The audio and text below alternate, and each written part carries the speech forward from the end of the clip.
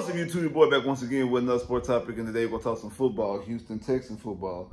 It seems like the Texans got some tricks up their sleeve and got some big moves planned, but will they be able to pull it off? We're going to break it down before we get at. Like I'm telling y'all, for me, if you're liking the content, make sure you're liking the channel, make sure you're watching all the videos, make sure you comment all the videos, you liking all the videos, you sharing all the videos, all social media platforms, Instagram, Twitter, Facebook, TikTok, Snapchat, any type of social media platform you use, make sure you share on the same social media platform. Also, follow me on social media as well, the link in the description below. We're still on the race to get the 6,000 subscribers. You know what that means. I need you to tell a friend, to tell a friend, to tell a friend, to tell a friend, then tell another friend, so they can tell some more friends, they can tell some more friends, and put them on game with the channel so we get this channel growing. Really appreciate that. Now, since we went through the first week of NFL free agency, and the Houston Texans really didn't do anything at the receiver position outside of re-signing Noah Brown, kind of got people wondering what are they plans are going to do for the receiver position. They weren't really linked to any of the other free agent receivers, but we did get a win that they were in on the Keenan Allen trade, but that deal ended up falling through for whatever reason. So it was looking like they were trying to add a veteran receiver.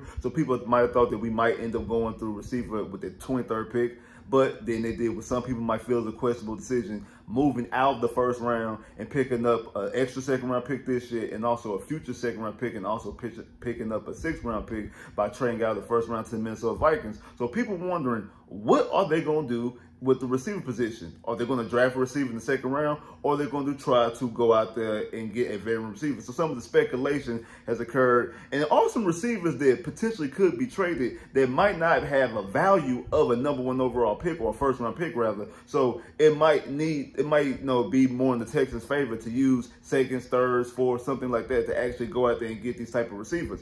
One of the guys that a lot of people have been buzzing about is Stephon Diggs, receiver from the Buffalo Bills. 30-year-old receiver, 4-time Pro Bowler. Had a decent career in Minnesota, but career really didn't take off until 2020 when he was traded to the Buffalo Bills. In that time, his first year with Buffalo, had over 120-some catches, 1,500 yards, 8 touchdowns, first team All-Pro. In 2021, another 100-plus yard catch season, 1,200 yards, 10 touchdowns. The following year in 2022, had another 100 catch season, 1,400 yards and 11 touchdowns with the second team All-Pro. And then this past season, had 107 catches, 1,100 yards, 8 touchdowns. But in his last 5 games, it's kind of his last 5 games, he was targeted 39 times, only got 24 receptions, only 214 yards, no touchdowns. He caught an average of 61% of the catches thrown to him, averaging 42.8 yards per game, which he also led the team in targets. So the people out there, oh, maybe he wasn't getting targeted a lot. He still led the team in targets. So he was getting his targets. He just wasn't producing. And I know some people might say maybe it was Josh Allen, because, you know, sometimes Josh Allen gets funny with the football.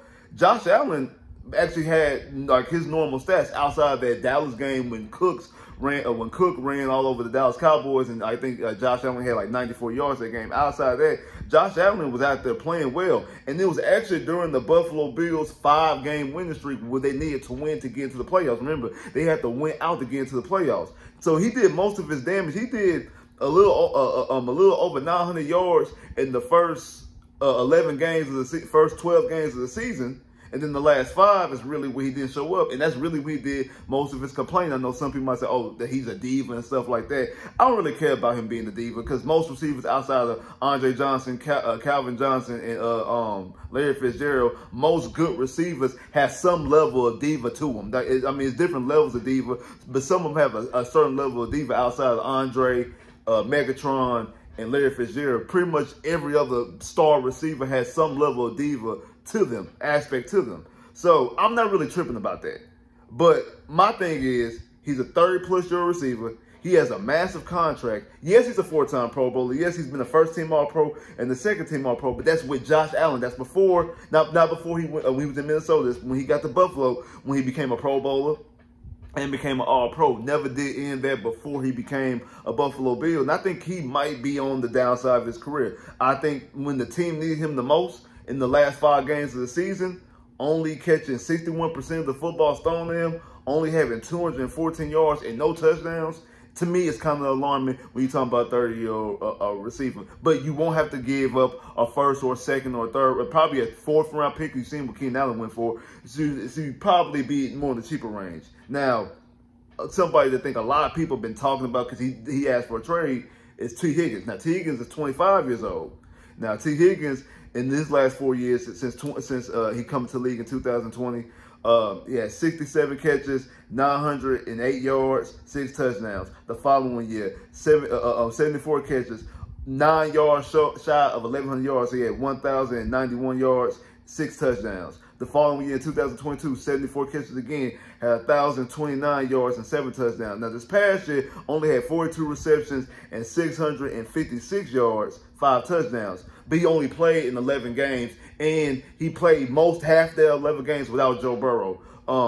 Again, to 25 years old, a younger receiver, you won't have to give up a first-round pick because he's not garnering for a first-round pick. You don't have to give up a first-round pick for T. Higgins. So it's a guy that you could probably use seconds, thirds, fourths, and things like that, a combination of some picks to go out there and get T. Higgins. He's not really worth a first-round pick, but he's in the franchise tag, so you would have to give him a contract extension. If you trade for him, you would actually have to bring him in and get an actual contract extension. But that could be a name that's floating around because he's also asked for a trade. He doesn't want to be with the Cincinnati Bengals anymore, probably because of the contract situation. He's ready to go. Now, another name that's been floating around making waves is somebody else in his draft class, Brandon Aiyuk.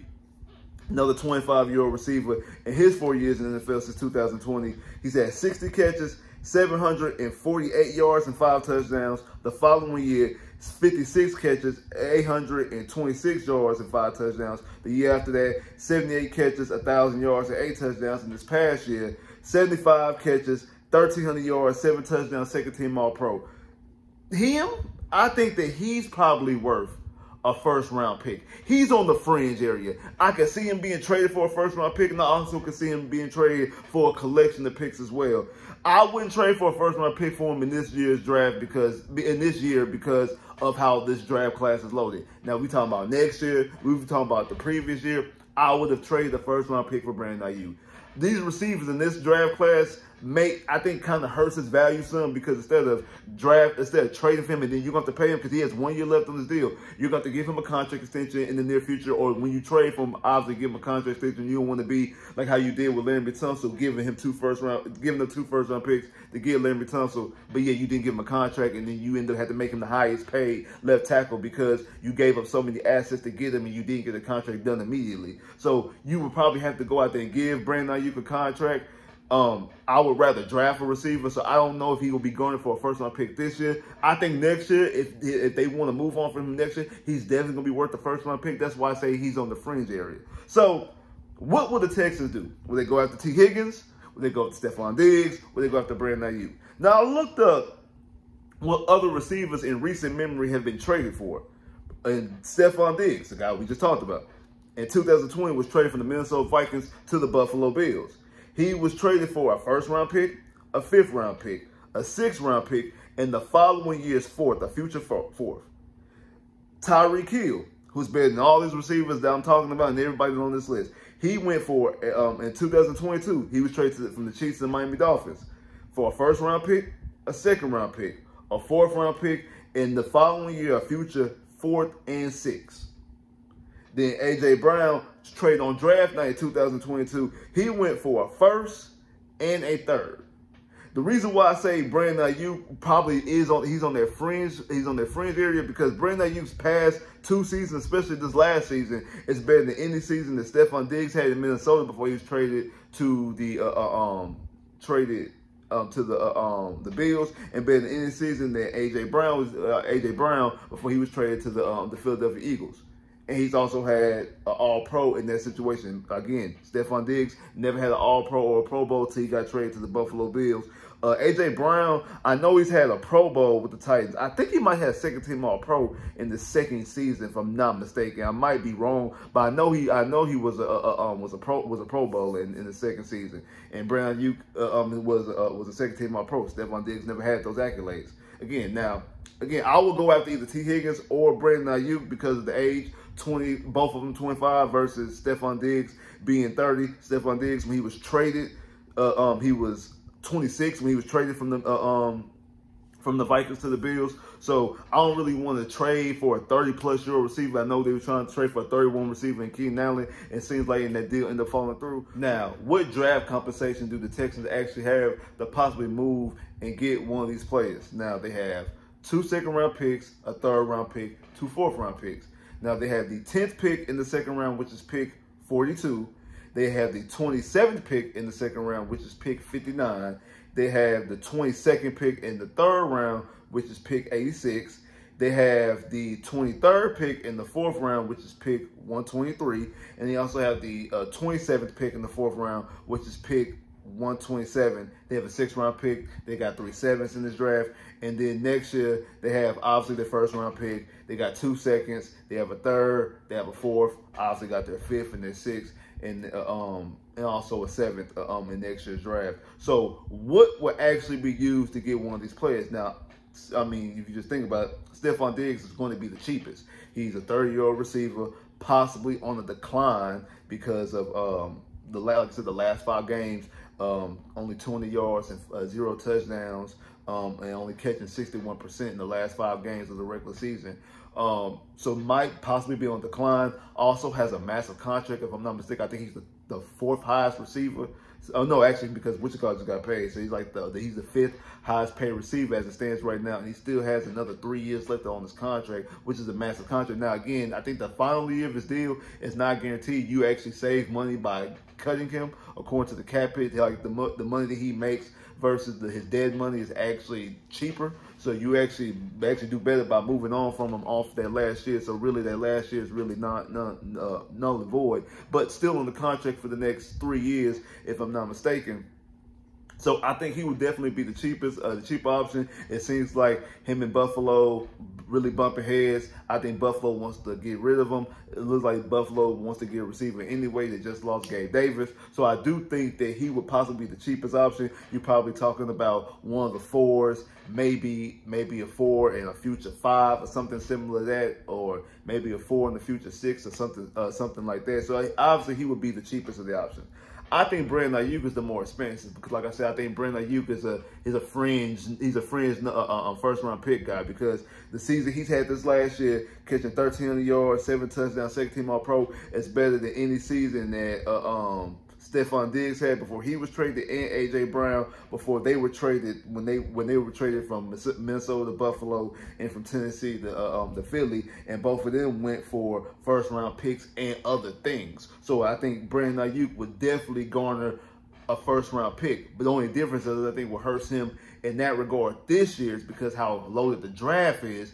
I don't think teams really want to give up a 1st-round pick for Brandon Aiyuk when they just use that 1st-round pick and draft a receiver they don't have to pay. Because if you trade for Brandon Aiyuk, you're going to have to pay him. You're going to have to give him a contract because he only has 1 year left on his contract. So you're going to have to actually pay him. So why don't you just go ahead and draft a receiver?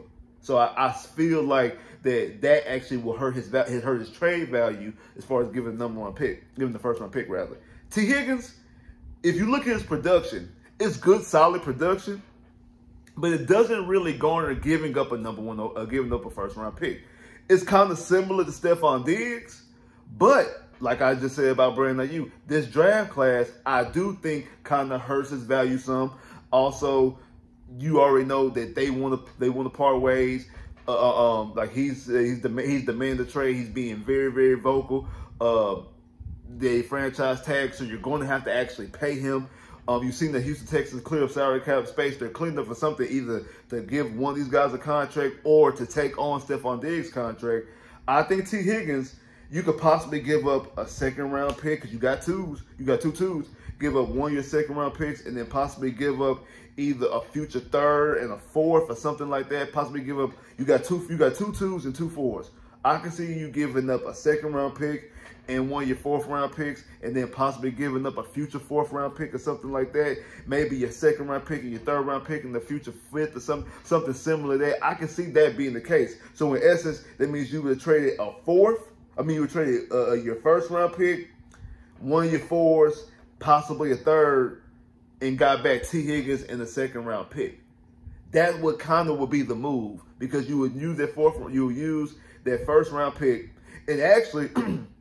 Especially if you use your second round pick, if you use pick 59, that means you actually would have traded till you trade your first round pick and another pick, like whatever, like so you trade your first round pick and you trade your fourth round pick and the future third or future fourth or whatever for T. Higgins. Got T. Higgins traded up with 17 spots in the second round of this year's draft, and also got an additional second round pick in next year's draft. So something similar to that possibly could be the move. Again, I would prefer to actually draft one of these receivers at pick 23, but either they're going to draft a receiver in the second round, or they could be in the market to actually get one of these receivers out of T. Higgins, Stephon Diggs, and Brandon Aiyuk. Ask me, I would like, out of these guys, I would take T. Higgins. Because, again, I think Brandon Aiyuk you're going to have to give up a first-round pick. You don't have a first-round pick unless you're giving up next year's first-round pick, which I don't imagine the Texans would do. And I don't really know if the 49ers would actually accept that. Now, again, that's what both Bobby Slowick and D'Amico Ryans want, because they both have familiarity with Brandon Aiyuk, because, again, used to coach him in San Francisco, so they know him pretty well. Obviously, know the system. Same thing with T. Higgins. Knows the system as well. You also got Joe Burrow. And it'd be actually kind of ironic that CJ gets compared to Joe Burrow, and now he has Joe Burrow's weapons. He had Joe Mixon in the background, and then end up trading to get T. Higgins. So that kind of be kind of ironic if that would end up being the case.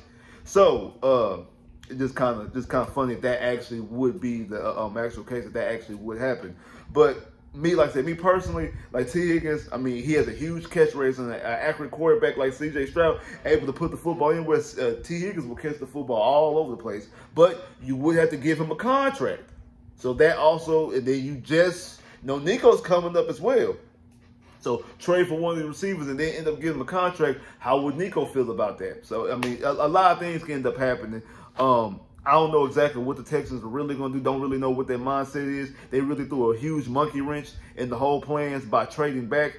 It causes a whole bunch of speculations. I don't really know what the Houston Texans are going to do. But it looks like they might be of the mindset of possibly making some moves, especially after the whole Keenan Allen situation. And they haven't really done anything offensively outside of Joe Mixon and Noah Brown re-signing on the offensive side of the football and free agency. So we'll see exactly what they're going to do. Like, share, subscribe if you haven't, comment below if you haven't, click that bell, get more videos. Holla.